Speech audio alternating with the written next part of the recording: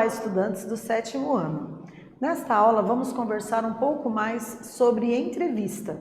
Vamos entender uma entrevista a partir do olhar linguístico e dos elementos composicionais que são exigidos para que nós tenhamos um texto denominado deste gênero textual, entrevista, né? Eu sou a professora Rosa Helena Bueno, estou aqui ministrando as aulas de língua portuguesa para os estudantes do 7º ano. Está fazendo aqui uma parceria comigo na docência compartilhada a minha colega, a intérprete Jéssica, que está aqui abrilhantando esse momento, fazendo a transcrição da minha linguagem oral para a linguagem de sinais. Eu não canso de expressar o meu apreço, a minha admiração por todos vocês que estão aí nos assistindo, né? Isso mostra o quanto vocês estão interessados aí em adquirir novos conhecimentos, em enriquecer o intelecto de vocês. Meus parabéns por estarem aí prestigiando. E vamos ver aqui quais são então os nossos objetivos. Observem aqui comigo, que consistem em ler uma entrevista, identificar o tema de um texto e distinguir um fato da opinião relativa a esse fato. Certo? Então vamos tentar aprender a fazer a diferenciação entre o que é um fato, o que aconteceu realmente e o que é uma opinião referente ao que aconteceu. Então, para começo de conversa, em entrevistas é comum que as pessoas expressem opiniões sobre diversos assuntos. Você sabe distinguir fato de opinião?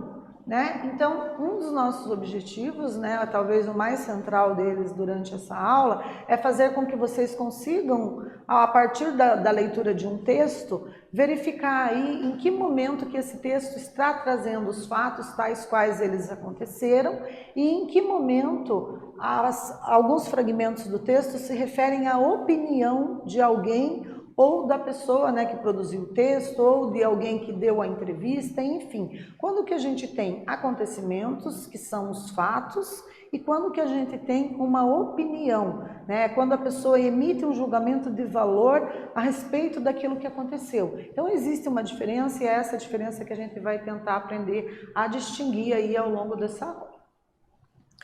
Então, vamos ler uma entrevista, para a gente poder entender isso tudo, certo? Essa entrevista que nós leremos está disponível no site Portal de Notícias, Vocês terão aí o acesso porque ficará disponibilizado para vocês nesses slides aí o link. O título é O Menino Maluquinho de Ziraldo faz 40 anos. Veja a entrevista com o autor, publicada no dia 15 de setembro de 2020. O primeiro livro do Menino Maluquinho foi lançado em 1980 e agora o escritor e cartunista Ziraldo comemora 40 anos da sua criação mais famosa. Um verdadeiro clássico da literatura infantil brasileira. São mais de 4 milhões de livros do Menino Maluquinho vendidos, com 129 edições diferentes, publicadas em mais de 10 países. Este ano, o personagem criado pelo escritor e cartunista Ziraldo está comemorando seus 40 anos de história. Desde a sua criação em 1980, o menino que tinha o olho maior do que a barriga, fogo no rabo e vento nos pés, encanta gerações de leitores. Um menino brincalhão e bagunceiro, no fundo, igual a qualquer outra criança. Segundo o próprio Ziraldo, talvez o sucesso do Menino Maluquinho se explique exatamente por isso. Ele é um menino especialmente comum. Ziraldo é muitos em um só: cartunista, desenhista, jornalista, chargista, pintor e dramaturgo. Na literatura infantil, a grande marca da sua carreira foi o Menino Maluquinho. Em entrevista a Dentro da História, o autor conta sobre a sua carreira, a criação do personagem e as novidades que chegam junto com a comemoração dos 40 anos do personagem. Então, Dentro da História trouxe aqui para nós, a primeira pergunta. A gente vai ver daqui para frente que Dentro da História será simbolizado pela sigla DDH. Então, DDH representando Dentro da História, certo? Então, a primeira questão é: como foi a sua infância em Caratinga, Minas Gerais? O Ziraldo responde: eu nasci em uma cidade do interior de Minas Gerais, Não tinha televisão, eu mal tinha conhecimento do mundo, a não ser através das histórias em quadrinhos. Eu lia muito mais quadrinhos do que livros na infância. Meus amigos não eram exatamente a rapaziada do sítio do Pica-Pau Amarelo. Meus amigos eram o Batman, o Super-Homem, o Capitão América. Esse pessoal é que povoou a minha vida. A DDH questiona: por que escolheu escrever livros infantis? Foi por causa desses heróis que eu comecei a fazer história em quadrinhos por minha conta. Meus primeiros personagens não eram heróis, eram astronautas. Enquanto meus amigos estavam brincando com os brinquedos tradicionais, eu estava vivendo no espaço. Foi assim que tudo começou. O livro O Menino Maluquinho, lançado em 1980, se tornou o seu maior sucesso editorial. O que faz esse personagem continuar gerando identificação nas crianças, mesmo após 40 anos de sua criação? Esse ano, o Menino Maluquinho completa 40 anos. Quando lancei o livro, eu não tinha a menor ideia de que ele teria tamanha repercussão, que um dia teria toda essa história que construiu. Acredito que o Maluquinho teve tamanho alcance nesses anos todos por despertar identificação nos leitores. Se você pudesse virar personagem e viver a história de qualquer livro no mundo, qual escolheria? Se pudesse virar um personagem, eu seria o Robinson Crusoe. Fiquei muito encantado com esse personagem quando era menino. Então, temos aqui o link, né, disponível aqui a entrevista para vocês poderão acessar para fazer a leitura novamente, né, e fazer uma leitura agora não somente pela fruição do prazer de ler, né, mas também para tentar identificar os elementos que nós pretendemos aí, os conceitos, né, que nós pretendemos que vocês aprendam no decorrer dessa aula, certo? Então, fica disponibilizado o site de busca para vocês, né, publicada pela Dentro da História aí, é um site que está livre o acesso. Vamos para a nossa primeira atividade. Trouxemos então, né, o título, O Menino Maluquinho de Ziraldo, faz 40 anos, veja a entrevista com o autor, né? Então vejam que aí as palavras selecionadas para compor o título, elas tendem a atrair o leitor para fazer a leitura da entrevista, né? E a pergunta nossa é: qual é o tema da entrevista? E aí, galera, será que a partir da leitura do título vocês conseguem identificar o tema? Um tempinho aí para vocês responderem a primeira questão.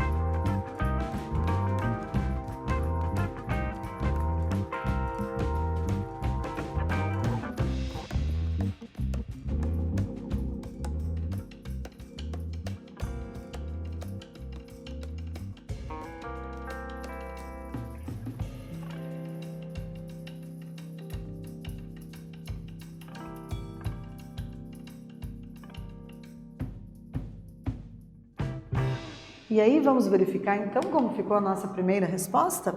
Então veja, o tema são os 40 anos da criação do livro O Menino Maluquinho e também informações e opiniões do autor Ziraldo, né? Então, se vocês responderam algo semelhante a isso, né, aí vocês estão no caminho certo, ok? Continuando. Então, vamos fazer uma reflexão aqui sobre essa questão da entrevista. Na entrevista lida, a estrutura é formada por, vejam bem, né, qual é a estrutura de uma entrevista? Né? Então, qualquer entrevista pressupõe um tema, objetivos previamente definidos, entrevistadores e entrevistados. A estrutura da entrevista compreende 3 momentos: apresentação, perguntas-respostas e uma conclusão. Então, primeiro eu tenho que apresentar para o leitor qual é o tema, do que trata a entrevista, com quem será feita a entrevista, né? Quem serão os entrevistadores e quem serão os entrevistados. Né? Na sequência, eu tenho que pensar previamente aí já quais são as perguntas que serão feitas. Então, as perguntas deverão estar prontas no momento da entrevista. E aí a gente vai, obviamente, redigir as respostas para que o leitor conheça, né, como que foram as respostas elaboradas pelos entrevistados. E no final tem que fazer uma conclusão. Então, a estrutura de uma entrevista, basicamente aí, compreende esses 3 momentos importantes: a apresentação, as perguntas e as respostas e uma conclusão. Né? A entrevista pertence ao grupo dos textos informativos. Então, a ideia é informar o leitor sobre o que pensam, né, os entrevistados a respeito de determinado tema, de determinado assunto. Também a entrevista é marcada pela oralidade, revela a interação entre entrevistador e entrevistado através do discurso direto. O gênero circula pelos meios de comunicação, como jornais, revistas, televisão, rádio, internet. Através das entrevistas, faz-se a difusão de conhecimentos e contribui-se com a formação de opinião, certo? Então vejam, se a entrevista é feita para ser disseminada, divulgada aí no meio de comunicação como a televisão, basicamente os recursos utilizados na linguagem serão a oralidade, né? Então geralmente a entrevista televisiva é marcada pela oralidade.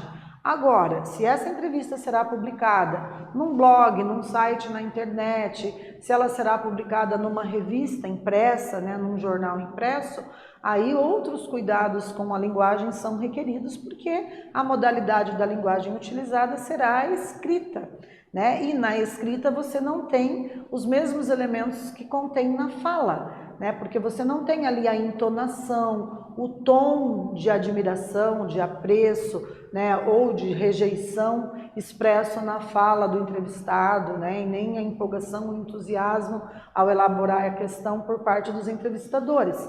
Então, como que a gente faz para o máximo, aproximando aí a oralidade da escrita, para que o leitor tenha acesso a essas entonações, ao tom da fala? A gente tem que utilizar certos recursos da escrita, como a pontuação, por exemplo, às vezes letras maiúsculas, né? Temos que utilizar ali alguns recursos específicos da escrita para poder fazer com que o leitor entenda na íntegra, né, de uma forma mais clara possível, como que ocorreu a entrevista e de que forma que foram elaboradas as respostas pelos participantes. Certo? Então vejam, em uma entrevista nós podemos também ter os fatos, obviamente, que é aquilo que aconteceu, e também a opinião. Você sabe distinguir fato de opinião? Então vejam, um fato se refere a eventos ou acontecimentos que realmente aconteceram. Uma verdade é algo que foi comprovada. Já a opinião é uma visão particular acerca de um fato, a respeito de um fato. A opinião reflete juízo de valor e interpretações, né? Então, vocês sabem, a opinião ela é centrada no eu do sujeito que emite a opinião, né? De que forma que ele construiu o repertório de valores culturais referentes a determinados assuntos, né? Os mais diversos assuntos. Então, é a subjetividade de quem emite a opinião que vem à tona no momento em que ele vai expressar o que ele pensa a respeito do assunto. Então, uma coisa é o que aconteceu de fato e outra coisa é uma opinião referente a esse fato. Vamos para a nossa segunda atividade, vocês vão ler um fragmento e vão identificar se trata de um fato ou de uma opinião. E o fragmento diz o seguinte: o primeiro livro do Menino Maluquinho foi lançado em 1980 e agora o escritor e cartunista Ziraldo comemora 40 anos da sua criação mais famosa. E aí, galera, o que vocês acham? Então, um tempinho aí para vocês responderem a mais essa atividade.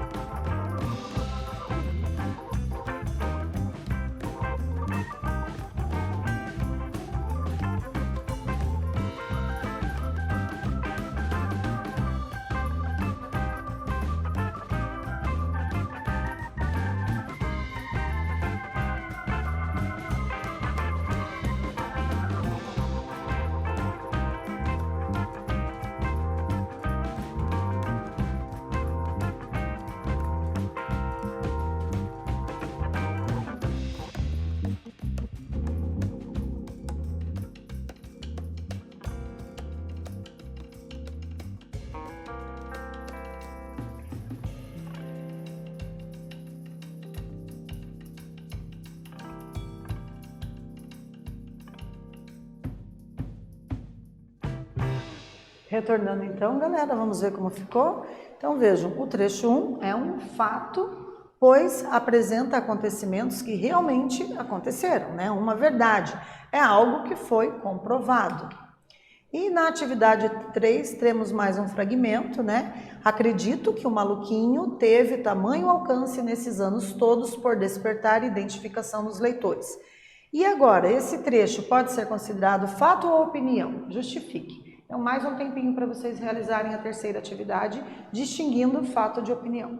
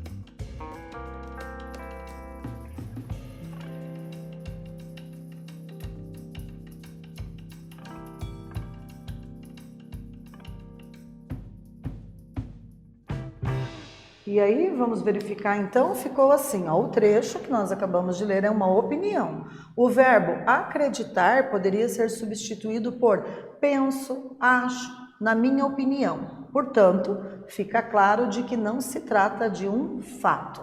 né? Se vocês responderam algo semelhante a isso, parabéns! E vamos continuar aqui agora com a nossa quarta atividade. Vou deixar o fragmento para vocês lerem, e aí nesse trecho aparece uma série de informações sobre o autor Ziraldo. Em que isso contribui para o conteúdo da entrevista? Mais um tempinho para essa atividade.